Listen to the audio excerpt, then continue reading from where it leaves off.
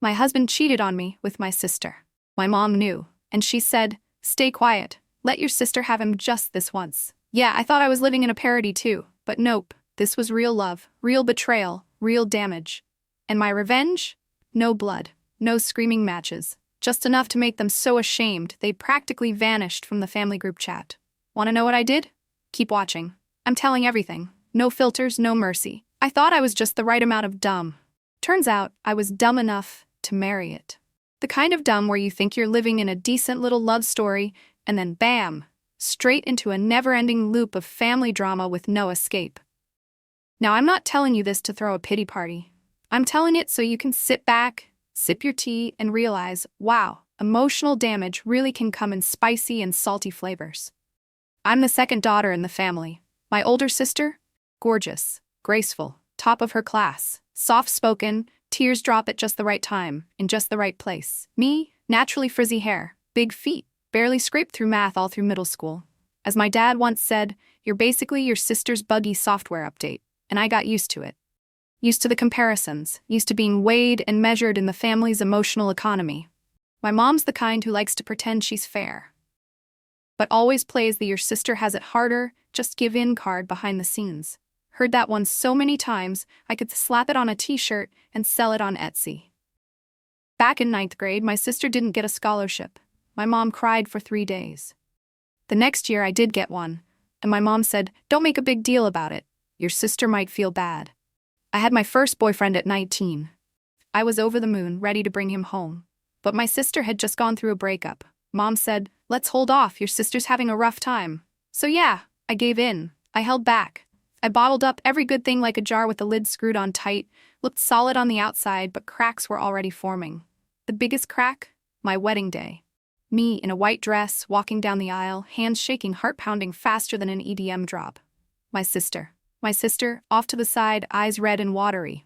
My mom, snapping pics while whispering, "Don't post the lovey-dovey ones, it'll hurt your sister." I got married, but my sister's shadow still stood right between me and every moment of joy.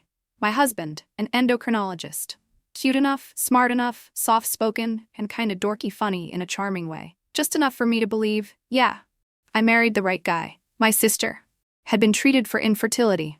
She met my husband as a patient.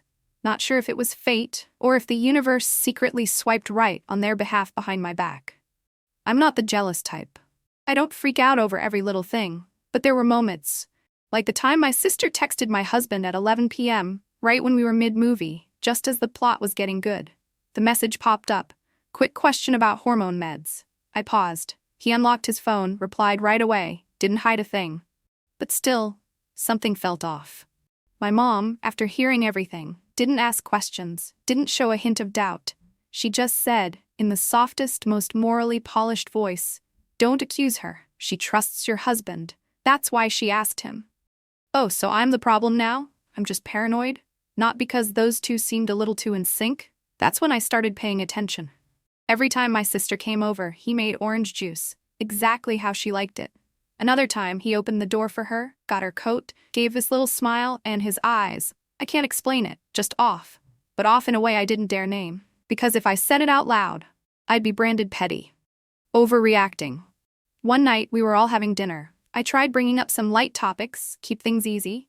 Then my sister launched into a full dating horror story with some guy from the internet, and ended it with, "Thank God for my sweet brother-in-law, he really helped me stay sane." Burned? Oh, I was burning. But the kind that sits in your throat, hot, sharp, and stuck. I just smiled, changed the subject. Thought maybe I was overthinking. Spoiler alert, I wasn't overthinking. I was underestimating. My husband once told me, "Not everyone who cheats is a bad person. Some relationships are more toxic than a one-night mistake." At the time, I thought he was talking about a patient. Now I know, that was his dress rehearsal for his own damn confession. I started replaying it all.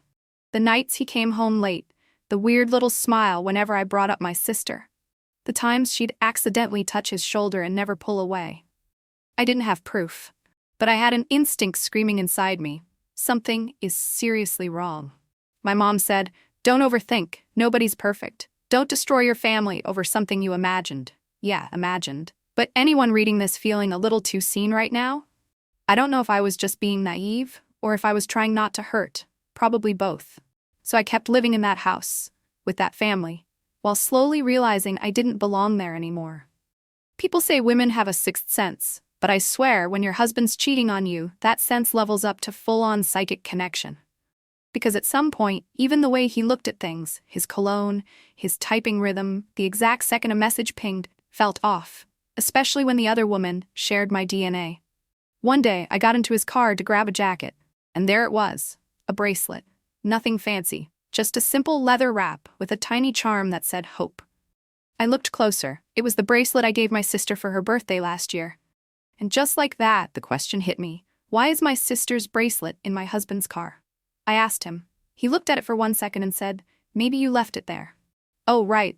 I somehow left behind a bracelet I gave to someone else in his car. I mean, seriously? I'm no detective, not the type to go full FBI on every little clue, but I do have a brain. And for the first time in this marriage, I let it go full power. I started watching, and the more I watched, the more it felt like I was looking at a glitchy clone of myself. My sister started dressing like me. I bought a beige sweater from Zara. A week later, she had the exact same one. I cut my hair shoulder length, she followed. I said something kinda quote-worthy. Next day, she posted a story with almost the same caption. One night at dinner, she shared some random online dating story from Reddit. It was short, weird, and a little too rehearsed.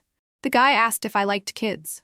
I said, of course, I'm child-free by choice. He unmatched me immediately. Then she laughed and glanced at my husband like she was sharing some private inside joke. Like the whole online date story wasn't meant for the table, but just for him. I smirked to myself. That kind of date night story? Yeah, it wasn't about sharing. It was bait. Meanwhile, my mom kept playing her favorite role, the saint of neutrality, but the kind of neutrality that clearly picked a side. Every time I showed even the slightest edge toward my sister, she'd jump in with, "Your sister's very lonely. You live with her. You should understand. Be more compassionate." Compassion? I'm stuck in a 3-person marriage and you want me to be compassionate? I started feeling like I was being replaced. Not in some big dramatic way, but slowly, subtly, like someone was copying the file and deleting the original. One day, my sister asked me this oddly specific joke question. If one day your husband loved someone else, what would you do? I laughed, took a bite of nachos, and said deadpan, I'd take back the Netflix password. Let's see who laughs last. Back then, I thought it was just banter. Later on, I actually changed all the passwords, blocked my mom's entire house IP for good measure.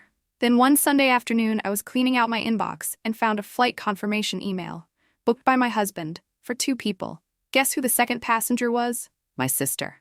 Round trip to Denver. 3 days, 2 nights. Hot Springs Resort. I froze. No tears. No yelling. Just stood there like the idiot lead in a bad drama. I walked to the kitchen, handed him my phone, pointed at one single line. What is this? He glanced at it, then replied like he was explaining some surprise Costco sale. Oh, your mom wanted the 3 of us to take a trip. Your sister's been really stressed. So I called in my mom. Same voice, same look, that you're a woman, you should be gentle kind of gaze. Your sister's under pressure. She needs a break. I booked it for the 3 of you. It'll be fun. 3 of you? What am I, the carry-on? I didn't say a word. No snarky comeback, no drama. Just nodded. Because I knew, in that moment, anything I said would be twisted into petty, selfish, unreasonable. I went back to my room, opened my phone, scrolled through old messages between me and my sister. There was one where she once said, I hope you stay happy for a long, long time, so I can still believe in good love. Well, love still exists, I guess. Just in the form of emotional cheating, disguised as deep talks and heartfelt check-ins. The more I thought about it, the more I realized I'd been reduced to a background character in my own damn story. An extra, expected to smile and stay in her lane. And when you're backed up to the edge of the table, you start thinking about 2 words you never thought you'd associate with marriage. Payback. I knew I shouldn't have eavesdropped. But it's like knowing donuts are full of sugar, and still eating them anyway. Only this time, what I heard, I couldn't swallow. My sister was on the phone in the backyard. I was just heading out to grab the laundry when I heard her laugh. That soft, breezy kind of laugh. The kind that slices straight through your chest like a razor. I miss you too, babe. I wish we could just go somewhere, just us. I froze. And the babe she was talking to? None other than my husband. Because 2 seconds later, I heard his voice on the other end. The same voice that once whispered in my ear, "You're my home." Turns out his idea of home came with branches. I didn't scream, didn't drop the laundry. I just turned around, walked back inside, closed the door as gently as I could. Sat down on the edge of the bed, head completely blank. The only thing I still had left in that moment was self-respect, for not breaking down like some badly written Netflix meltdown scene. The next morning, I told my mom everything. Every word. Every detail. Like I was confessing to a crime I didn't commit, but had been sentenced for anyway. She sighed. No shock. No outrage. Didn't even say my sister's name. Just let out one quiet line. "Don't ruin your sister's family." I paused. 5 full seconds. Then asked, "So it's okay if mine gets ruined?" She didn't answer. Didn't have to. I knew that line too well, the kind anyone raised in a biased family would recognize instantly. "You're the strong one. Just take it." I never understood why my mom treated me like the family's emotional punching bag. Maybe because I didn't cry much. So she assumed I didn't hurt. That afternoon, I called all 3 of them into the living room. My sister sat on the right, my husband on the left, my mom across from me, and I stood. I looked my husband dead in the eye and asked, "You got anything you want to say?" He looked at me, then at my sister, then at my mom, then finally dropped his head and mumbled like he was confessing to unpaid student loans. "I'm sorry, but I can't pretend anymore."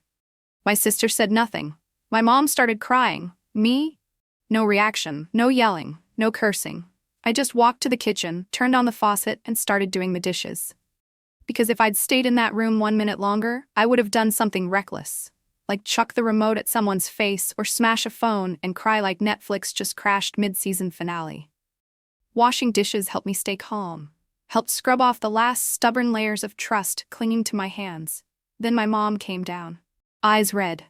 Hands shaky. She put a hand on my shoulder and whispered, "Your sister, she can't have kids. Do you understand?" I turned to her, cold, flat. "So because I can have kids, I'm supposed to give up my husband? That it, Mom?" She stayed silent. My sister was still frozen on the couch like a statue sculpted out of shame. My husband started in with the classics. "It's not what you think. We didn't mean for this to happen." I cut him off. "Oh, you didn't mean to? So the flight confirmation, that just magically booked itself. And calling each other babe. What autocorrected that?"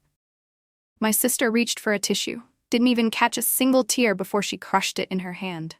"I didn't plan this, but we were around each other a lot. During treatment, he'd check in, talk with me, and then my heart got kicked around like a soccer ball on the freeway."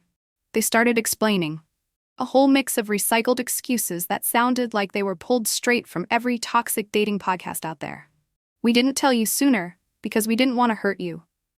I feel guilty, but also relieved it's finally out in the open. Wow, good for you two. Really. So brave of you to finally confess your love, behind my back. My mom was still there, chiming in with her go-to lines, "Family is important, sweetie." And all I could think was, yeah. So maybe stop acting like we're auditioning for a Real Housewives spin-off. Then my sister said, "I don't expect you to forgive me, but I hope you understand." I looked her dead in the eye and said, "Understand what? That because you can't have kids, you get to take over my home? Or that love somehow justifies betrayal?" No one answered. My husband kept his head down. My mom dabbed at her tears. And me? I stood there, clearer than I'd ever been. I didn't need their explanations anymore. Didn't need another half-baked apology. I was just grateful that I wasn't the me from 2 years ago. The one who thought silence meant love, that sacrifice was noble. Thank you for picking this moment, when I'm sharp. Because 2 years ago, I might have actually thanked you. That afternoon, I didn't argue. Didn't cry. Didn't scream. I didn't need to say another word because I finally understood something. Some revenge doesn't have to be loud to choke someone for the rest of their life. I chose silence. But the kind that lands, like ice melting in a glass of bourbon, quiet, but cold enough to hit the bones. And when I go quiet, it means I'm already making plans. I dropped a message in the family group chat. A dinner invite.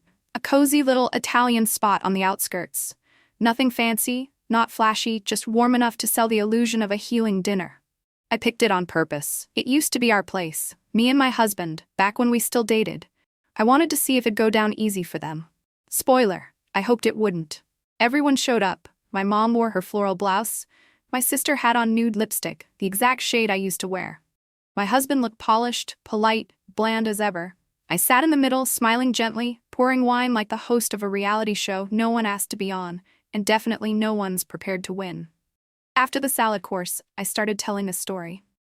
I just read this amazing story, I said, eyes still on my wine glass, about this woman whose sister had an affair with her husband. The wild part?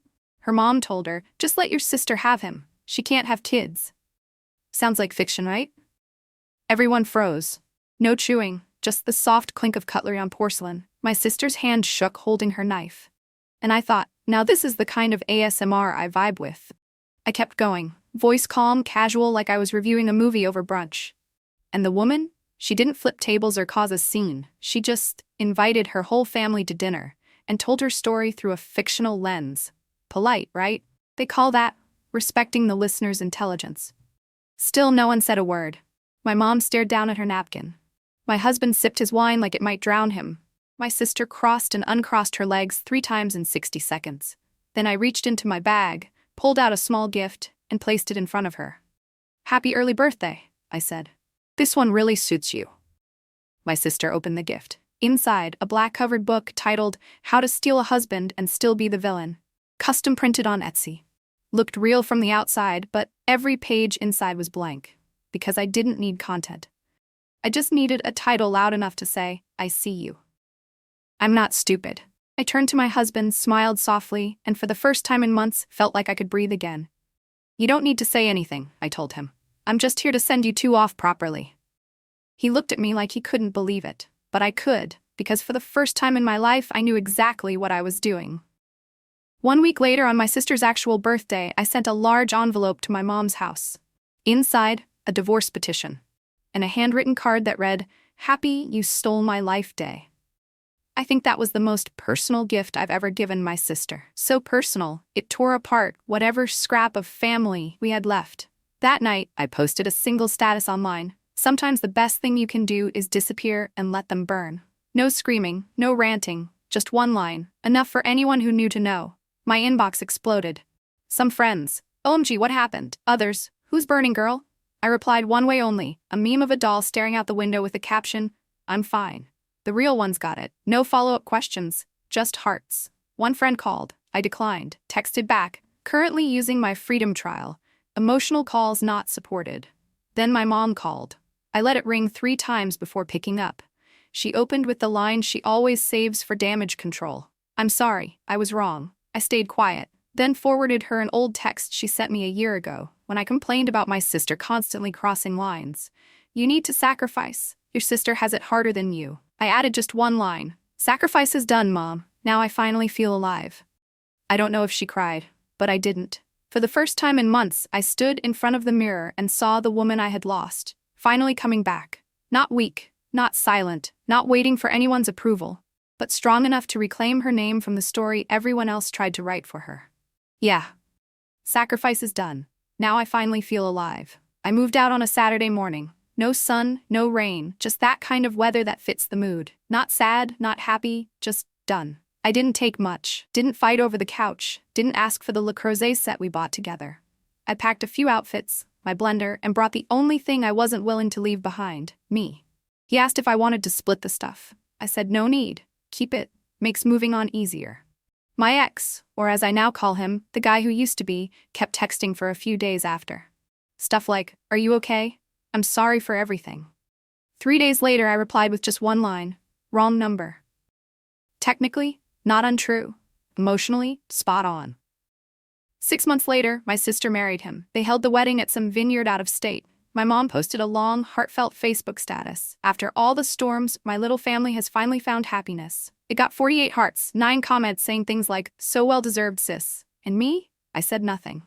I didn't unfollow my mom, didn't block my sister. I just turned off notifications. And turned off whatever feeling used to kick in when I heard their names. Someone asked me, "Have you forgiven them?"